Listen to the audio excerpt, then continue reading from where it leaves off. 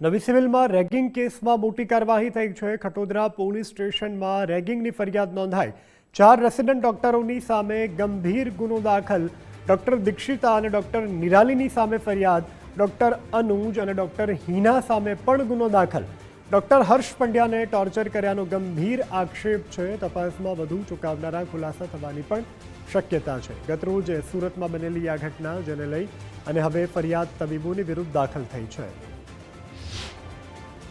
ફરિયાદના મૂળ તત્વોમાં 4 ડોક્ટરો છે, જેમનું નામ છે ડોક્ટર વસાવે નિરાલીબેન, ડોક્ટર અનુજ મહેશ્વરી, ડોક્ટર ગેવરિયા દિશિતાબેન અને ડોક્ટર ભૂત હિનાબેન નાઓ દ્વારા ગઈ તારીખ 8/8/26ના કોઈ પણ સમય પહેલાં સિરોલોજી લેબમાં 10 વિદ્યાર્થીઓને બોલાવીને સાંજના ભાગે 5 વાગ્યાથી 7 વાગ્યા સુધી હેરેસમેન્ટ અને એબ્યુઝ કરવામાં આવેલા હતા, જેના કારણે વિદ્યાર્થીઓને એક પ્રકારનો માનસિક તણાવ અને ત્રાસ રહેતો હતો।